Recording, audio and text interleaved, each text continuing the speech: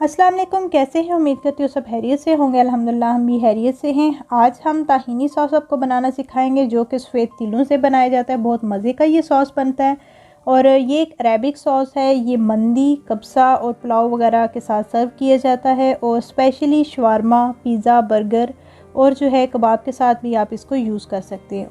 चलें बनाना स्टार्ट करते हैं। ताहीनी सॉस या चटनी भी इसे कह सकते हैं। एक फ्राई पैन ले लिया है और 1 कप मुझे चाहिए सफ़ेद तिल। आपने जितनी चटनी बनानी है आप उस हिसाब से रख सकते हैं। मैंने लिया है 1 कप। तो इसको मैं जो है एक फ्राई पैन में ऐड कर दूंगी और हमने इसको जो है ड्राई रोस्ट करना है ताकि हमारी चटनी जो है वो अच्छे से बने।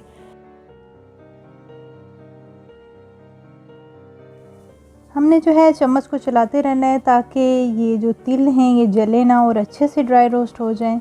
जब खुशबू आने लगेगी और अच्छी तरह से ये भुन जाएंगे और इसका कलर चेंज होने लगेगा, फिर हम फ्लेम ऑफ करेंगे और इसको हटा देंगे और ठंडा होने के लिए एक बर्तन में हम इसको डाल देंगे।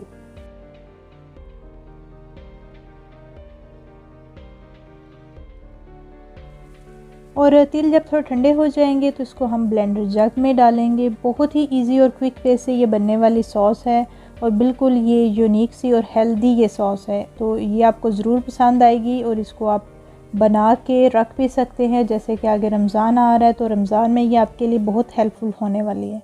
अब जो है इसको हमने ब्लेंडर जग में डाल दिया है। अब हम इसको जो है अच्छी तरह से ब्लेंड करेंगे।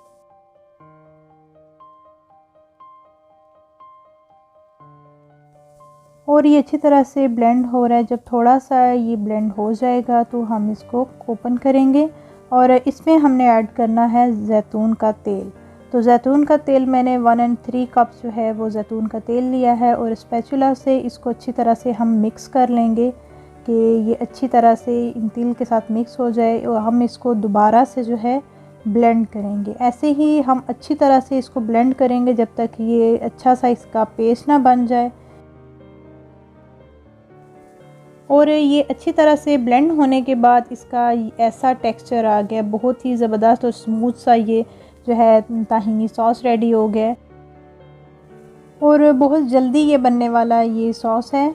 तो इसको आप pizza, burger, shawarma, paratha role वगैरह पे भी लगा के खा सकते हैं और साथ इसको पुलाव, बिरयानी के साथ भी आप सर्व कर सकते हैं, कबाब के साथ भी। और इस सॉस में जो है अगर आपको मायोनीज़ पसंद है वो भी आप इसमें ऐड कर सकते हैं बनाते हुए। तो बहुत ज़बरदस्त सी ये सॉस रेडी होती है। आई होप आपको ये सॉस अच्छी लगी होगी और बहुत ही ये हेल्दी और कम टाइम में ये बनने वाली सॉस है। तो अगर आपको ये रेसिपी अच्छी लगी है तो थम्स अप ज़रूर कीजिएगा। मिलेंगे इंशाल्लाह न्यू रेसिपी के साथ। टेक केयर, अल्लाह हाफिज़।